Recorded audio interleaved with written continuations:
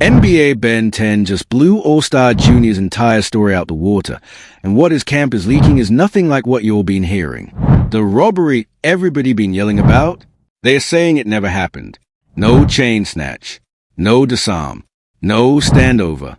Just a whole different version of events that makes somebody look like the biggest liar in hip-hop right now. And AllStar Jr. really thought the internet was just gonna run with his side forever? Brew picked the worst possible moment to start lying. Before we get into it, subscribe, don't miss it. NBA Ben 10, real name Ben Anthony Fields, and his camp are now putting out their OWN version of Confessions restaurant shooting, directly calling AllStar Jr.'s story cap. The incident went down on April 8, 2026 at Confessions on Upper Kirby Drive in Houston, and the response started leaking through social media and Ben's own IG story this week. AllStar Jr., Jeremy Ford out of Detroit, really thought he had the only MIC in the story. Now let's dig into the receipts that show why this whole narrative is getting flipped. Let me walk you all through what's out there, straight from the mouths.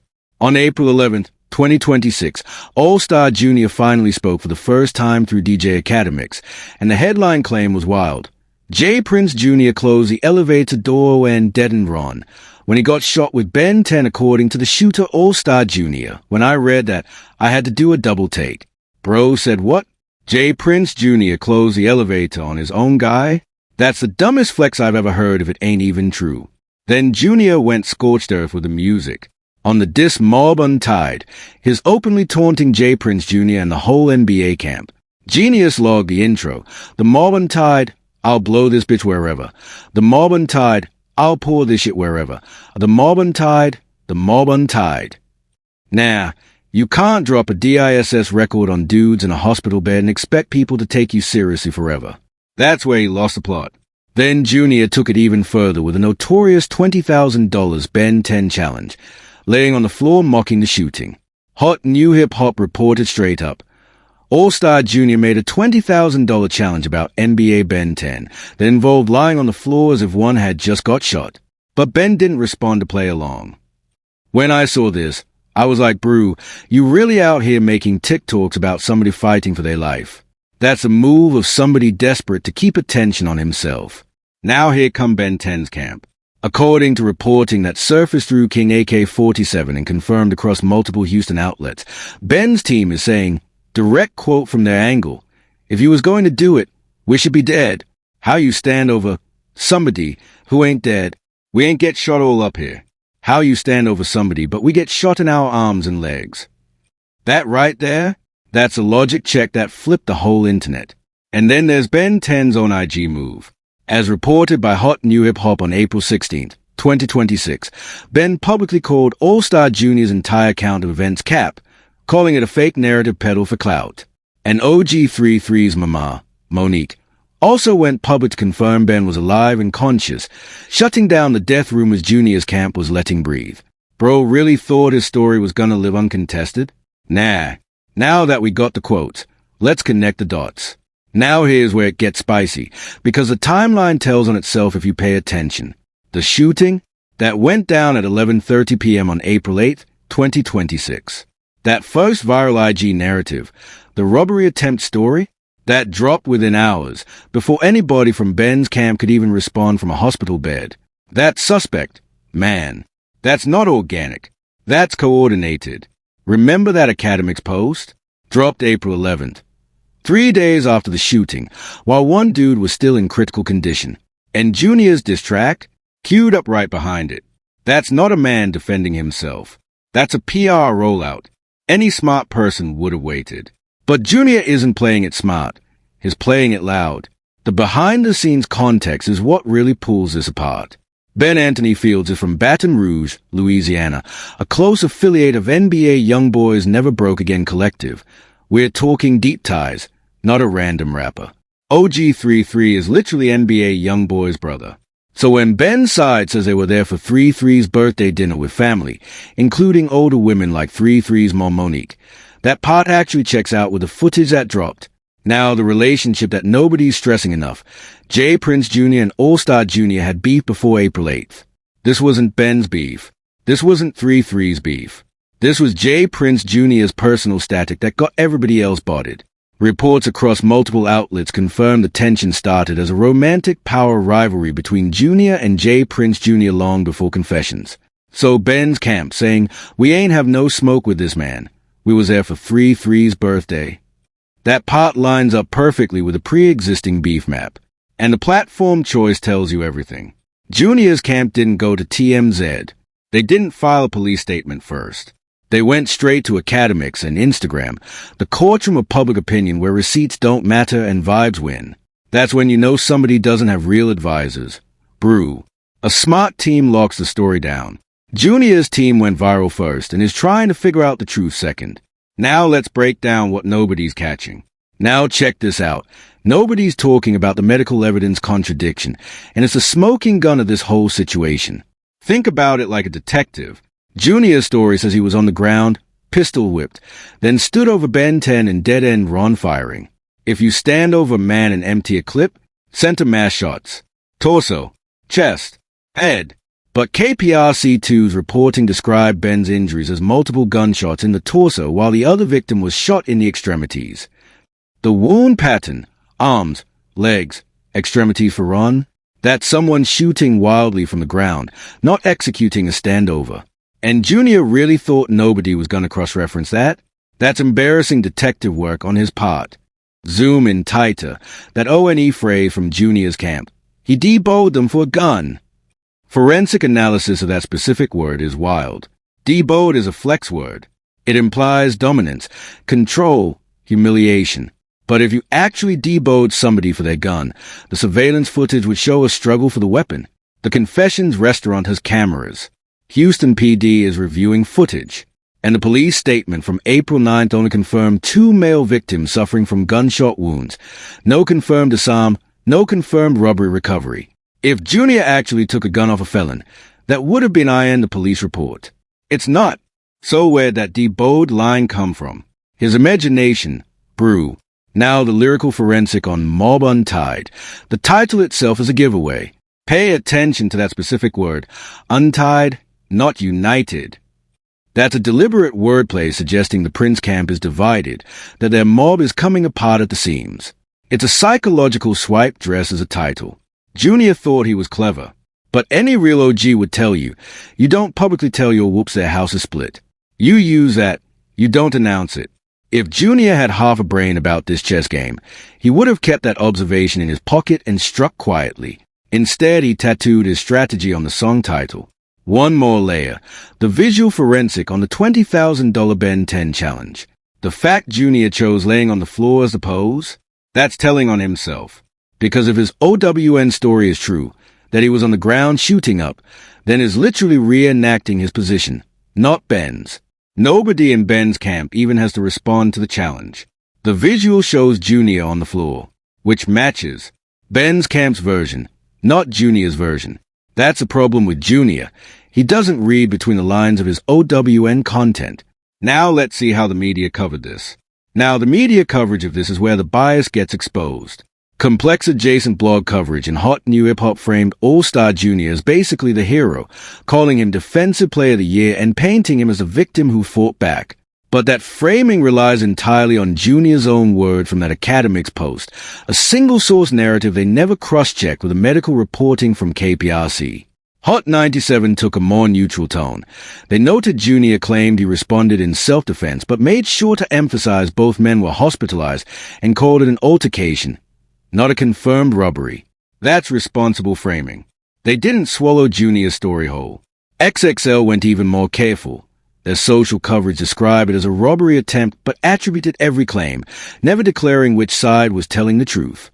Now the counter-narrative. Some Junior fans are screaming that Ben's camp is just doing damage control to protect NBA Youngboy's brand. They are saying the family dinner 433 angle is too convenient, that it's a clean-up story. But here's why that doesn't hold up. Remember that verification footage? The one showing 3-3 stepping in for Ben during the altercation, not running from him? That dropped before Ben's camp even released their version. You can't damage control evidence that went viral while your rival was still writing his press release. Wack 100 came in and basically demolished the JR favored narrative. He revealed, on Clubhouse TV and through his insider connects that J. Prince SR called a private meeting with J. Prince Jr. after the shooting rumor started, meaning the Prince family themselves knew Jr.'s story had problems. If Jr.'s version was airtight, you don't call family damage control meetings. Some Jr. supporters are reaching trying to defend this. But those are the same people who believe the $20,000 challenge was a flex and not a cry for attention. Now here's what nobody is saying. Mainstream hip-hop media keeps framing this as a who shot first, who grabbed what debate. They are acting like this is just a he said over a chain and a gun. Here's what they won't tell you. This ain't even about April 8th the confessions. This is about the quiet collapse of the J. Prince Jr. political machine, and Ben 10 got caught in the crossfire of somebody else's crumbling empire. Look at the bigger picture. J. Prince Jr. has been slowly losing his grip on his own narrative for a minute now. The Rap-A-Lot legacy his daddy built, that's heavy crown to inherit. And Jr. has been using proximity to NBA YoungBoys camp as social currency to keep his name ringing. That's why Ben 10 was even in Houston at Confessions, because when J. Prince Jr. calls, the NBA-affiliated come through. But that's not loyalty. That's rental. And when the smoke started flying, guess who was behind a closed elevator door instead of beside his guys? J. Prince Jr. That's not a man leading a movement. That's a man using other dudes as shields. Now here's the angle that's gonna hurt. AllStar Jr. didn't win this situation. He just survived it. There's a huge difference. Jr. is a Detroit rapper, 32 years old, been in the game since 2010 with moderate buzz. He had been climbing, but climbing slow. This shooting didn't make him a star. It made him a curiosity. And curiosities don't headline tours. Brew. They trend for 2 weeks and then disappear back into the remember that guy folder. Jr. is playing himself right now by riding this wave with diss tracks and challenges because it's cashing in short-term attention that's gonna expire long-term. Here's proof the industry eats controversy and spits out careers. And the real uncomfortable truth?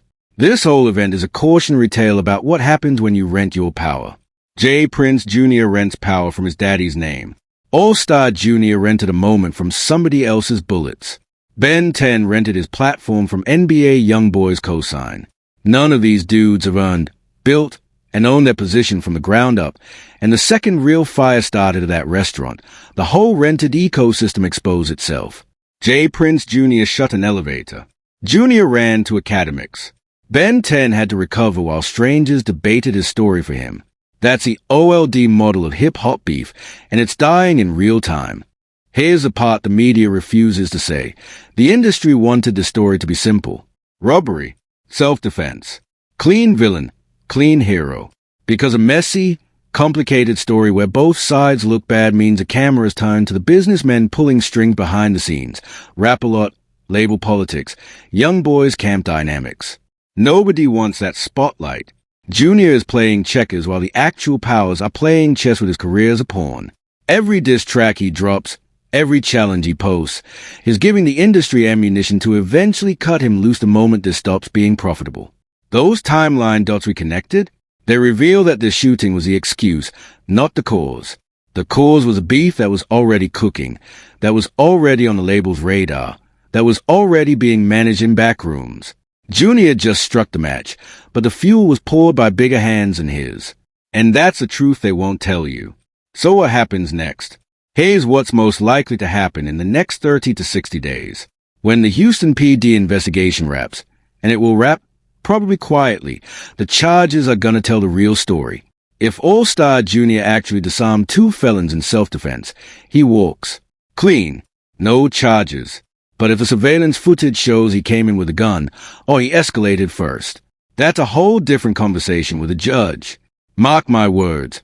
When that report drops, Jr. is gonna look like somebody who told his version way too loud, way too early. He's gonna wish he never made that $20,000 challenge, because that video is gonna get subpoenaed as evidence of taunting a victim. Any smart lawyer is about to watch him implode for free. NBA Ben 10 is gonna recover. And when he does, he's got a big decision to make. He could respond with music, drop the diss that ends it. Or he could stay silent and let Jr. keep looking like the unhinged one. If I had to bet, I'd say Ben stays mostly quiet, lets his camp leak the counter-narrative, and then resurfaces with a major collab that makes the whole Jr. situation look like a tiny footnote. When Ben re-emerged, Junior is gonna look desperate, screaming into the void about a man who already moved on. The silence is gonna hurt Junior more than any diss track could. Now, if the alternative happens, if J. Prince Jr. actually catches a charge for conspiracy or setup, that's when this whole thing turns into a movie. J. Prince Jr. isn't built for a federal case. His name protected him his whole career, but federal charges don't care about names. And once Junior starts facing real time, every person in his orbit is gonna scatter. AllStar Jr. better pray J. Prince Jr. doesn't start talking to avoid time, because at elevator closing on Dead End Run, that's a federal tier conversation if prosecutors want to push it. Junior is not ready for what happens when the man he's been dissing has motivation to flip the narrative in an interrogation room. Looking at the bigger picture, 5 years from now, this is going to be the moment people point to as the death of the J. Prince Jr. social currency. He's already on thin ice in hip-hop politically. The shooting, plus the elevator allegations, plus the Wack 100 revelations, that's a reputation tombstone. The culture is watching a Nepo industry kid try to grip power he didn't own, and it's cringe in real time. J. Prince Jr. is watching the culture move on without him, and there's nothing he can do about it. The Mob Untied era is ending, and is gonna be the guy with the receipt showing exactly when the end started. For AllStar Jr., the long-term forecast is mixed. He's gonna ride this attention for maybe 6 more months, drop a mixtape, maybe land a feature he wouldn't have got before. Then the internet is gonna get bored, because shock value has an expiration date. And when the clicks die, Junior is gonna realize he traded whatever credibility he was building as a lyricist for being the guy in the Ben 10 situation. That's not a career. That's a meme. Junior is about to find out the hard way that infamy and fame are not the same check. And for NBA Ben 10 specifically, this is gonna make him. When he comes back, the NBA collective is gonna ride harder for him than ever. Youngboy already put a public signal out. That's a cosign you can't buy. Ben is about to come back stronger, with more streams, more features, and more street credibility than he had walking into Confessions. That's the irony Junior missed. By trying to embarrass Ben, Junior actually promoted him. Whatever happens, one thing's clear. AllStar Jr. already lost. Thanks for watching. If you enjoyed uncovering the real story, smash that like button and hit subscribe so you never miss when we expose what everyone else is too scared to say. Ring that bell for notifications. And if you want more truth bombs like this, click on one of these videos next. Trust me, you'll want to see what we found. And by the way, tomorrow we're dropping something wild about J. Prince Jr. and the feds. You do not want to miss that.